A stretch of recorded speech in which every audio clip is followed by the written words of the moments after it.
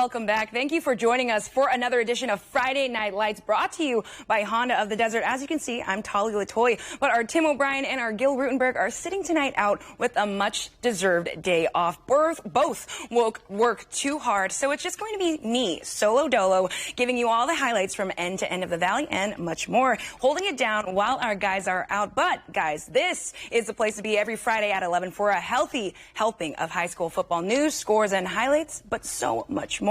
Now, what makes this show special is that we always want to make our student athletes feel special for their hard work. $250 go to 2 players of the week on both sides of the ball. We make them do some push-ups too, but we've got some to make up for a while our guys are out. But this is an unbeatable feeling, watching these guys' eyes just brighten after Gil gives them that big check for all the work that they do on the field, guys.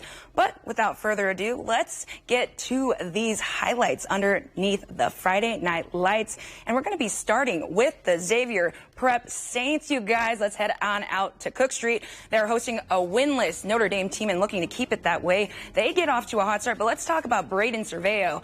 An early pick right into his arms, but that was just the beginning because he's working on both sides of the ball. Also getting a tutty from Joe Barry, connecting. Saints full of standouts. Tyson Ruiz, of course, and number 11, Austin McDaniel. Shifty, pushing through traffic to move the chains. But here he is again, taking it to the house. That man is unstoppable. Now look at 71. That was also Elijah Vicona. I call him the Tongan Tower for a reason, because he will get you a block whenever you need. That's Joe Barry. Taking him himself, he did it more than once. Guys, the Saints walking all over this Notre Dame team, both sides doing their job tonight. The final in this one, a shutout, 69-0. But we're just getting started here on Friday Night Lights, guys. So much more. So let's keep the ball rolling tonight, because the Saints weren't the only ones to hit the field tonight. Palm Springs Indians hosted the Ramona Rams on home turf. Those highlights. Plus, we'll hear from Coach Gowrie after the break. Plus, the Desert Mirage Rams, they're off to a hot start this season, historic, and they're looking to keep the ball rolling as well, just like us here on Friday Night Lights.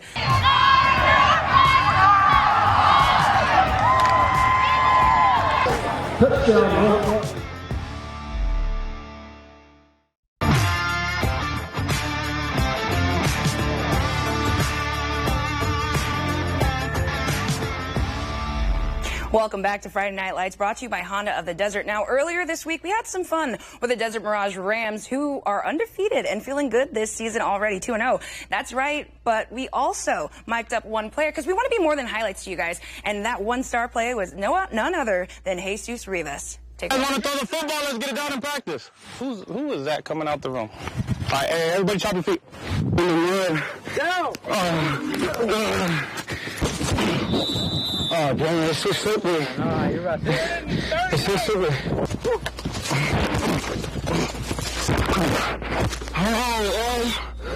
Watch this. Touchdown every time. Touchdown every time.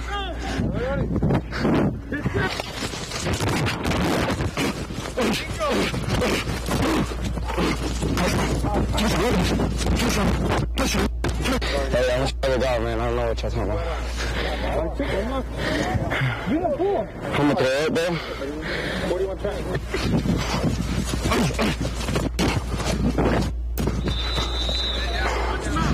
Oh, man.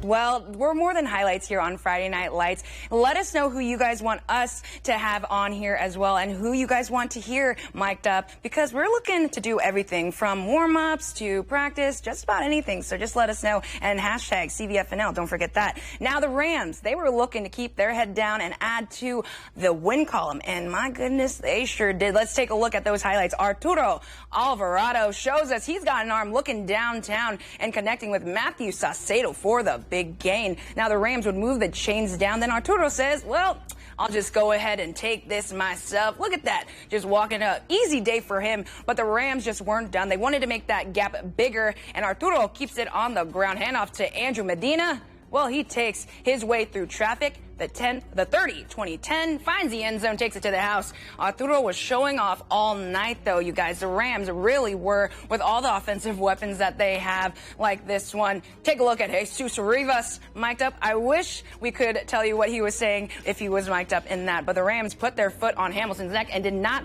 let up all game. They win in dominating fashion. The final in this one, 41-0. Let's head on to the other end of the valley on the west side to Ralph Watts Stadium. We go. Always a beautiful night out there, you guys. But here in the valley, you can't beat the views from just about any stadium. Look at that, showing off. The Indians defense was really going to need to stand up and stop this Rams team on the ground and in the air. Let's take a look at that big tackle by Jaden Smoot. He really was working out there tonight. The Rams would get on the board first, but the Indians, they would respond on a long drive thanks to that offensive front they got, including Chief Tongafau Palefai. Remember that name because that is a Samoan bulldozer and just a freshman, and that would set them up for this right here. Hand off to Jordan Johnson, who finds the end zone.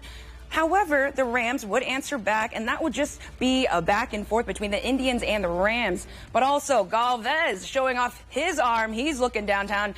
That's DeMonte Lee, who gets a big gain to set them up to score. And then, you know what? They share the pie around the offense. Isaac Hernandez running it in for a tutty.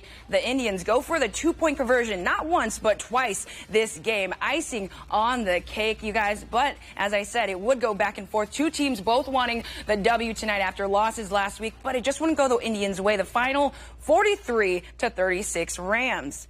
Now, we also had to catch up with Coach Gowrie. It's his first year, a tough pill to swallow for him, especially in this very active game. This game could have gone either way, but here's what he had to say after the game. It was a good game. I'm disappointed, though. I'm disappointed in the way we kind of played. We could play better defense than that. We played better defense than that, so that's what I'm kind of disappointed about. Our last couple games, we played better offenses than this one. This is a pretty good offense. And we held those offenses to less points than this. Yeah, we got the tie, and we figured if we could get a stop, somehow get a stop, we could go down and win the game. You know, unfortunately, we didn't get that stop at the end, you know, to make them go up. I figure we still had a chance. We got the ball with 2 minutes or something left. I feel we still had a chance. We just didn't complete a couple passes. Now, the Indians face a tough Yucaipa team that we've seen take down 2 local high schools already, and they'll be hitting the road in Yucaipa's house. But the spirit is definitely high for these guys, so we'll be keeping an eye on them, especially with league right around the corner, you guys. But man, this is really going fast. Well, we still have more games to get to, you guys, here in the Valley and 5 hours away in Las Vegas, where our Coachella Valley Mighty Arabs found themselves to make up some games. And before CV headed to Sin City, they were super excited to compete across state lines. We have all their emotions before hitting the road on the other side of this break. Number one.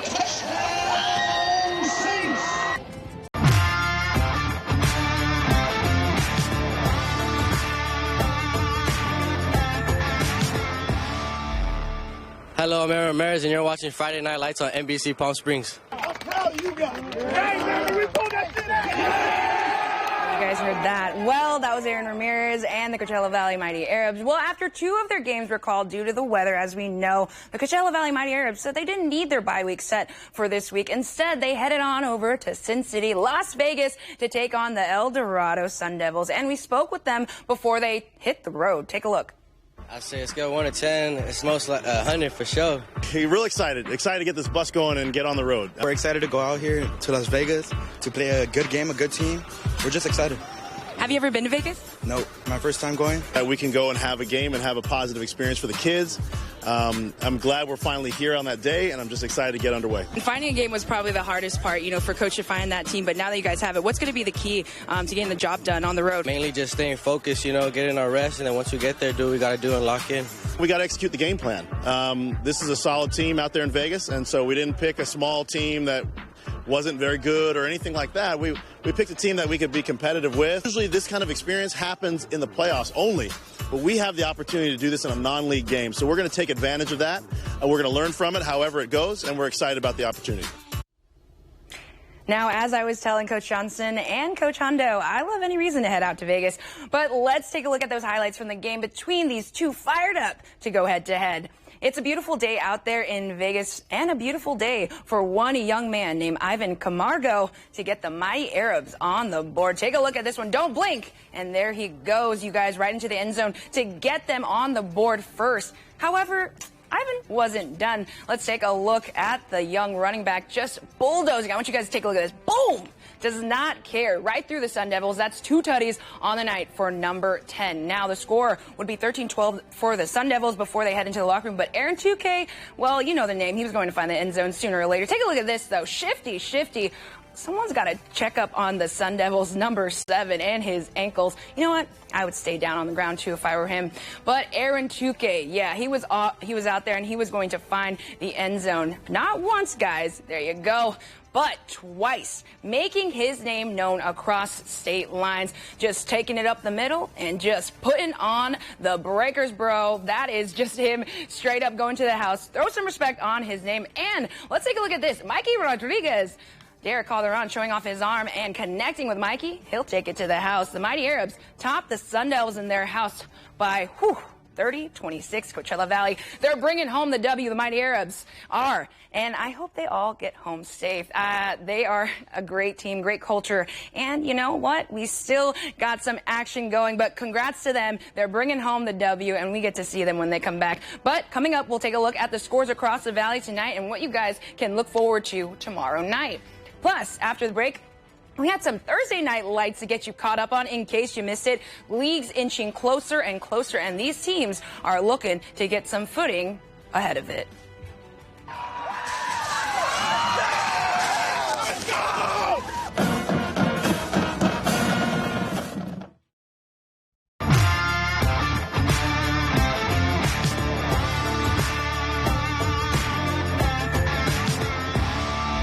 Welcome back, guys. Well, it's Friday Night Lights show, but the Thursday Night Lights were shining bright as well, so let's get right to it. Palm Desert looking for that first win and back at home, but another tough team. This Yucaipa Thunderbirds team is no joke, and they just kept coming. The Aztecs starting off strong, of course, with this man right here. That's Dawson Johnson, taking two-way player to the next level. He does it all and told us he'll do anything to help his team out. The Aztecs starting off strong, pushing it to the limit, but despite moving the chains, they just couldn't convert and find the end zone. And Yucaipa, on the other hand, well, they just couldn't be stopped.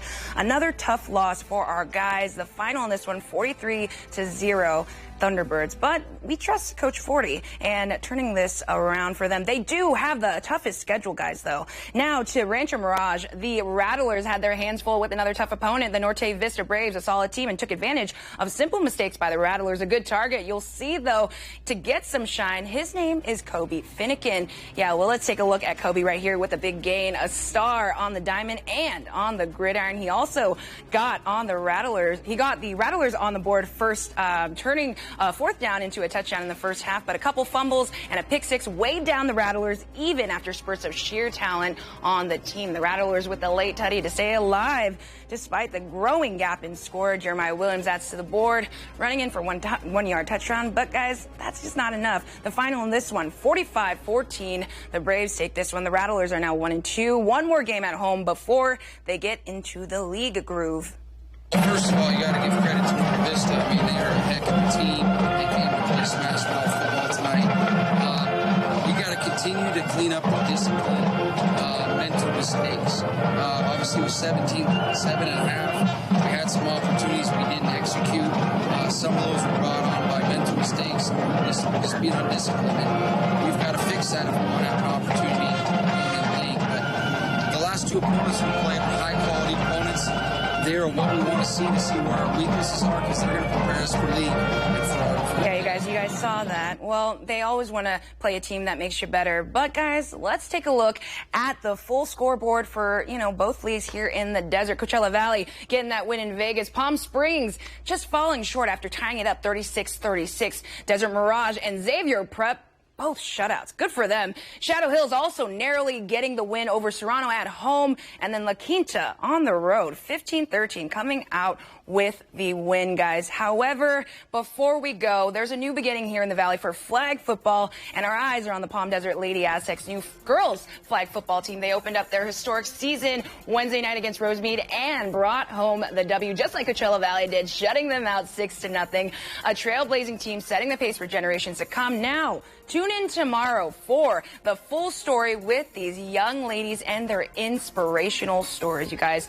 However, coming back to Friday Night Lights, just a reminder, this year, just like last, you can be part of the action using that hashtag CVFNL on your screen. Shout out to the parents, the coaches, and even the student athletes tagging us and then also sending in all the videos from the game. We really appreciate you, Tim, and Gil Rutenberg. So at whatever game you're at, please just tag us, send it to us, and we'll put it on air just like these ones. A lot of football to cover from end to end of the valley, guys, but where did the time go tonight, you guys? It's just me, our Gil, and our Tim O'Brien are out for the night, but thank you for joining us.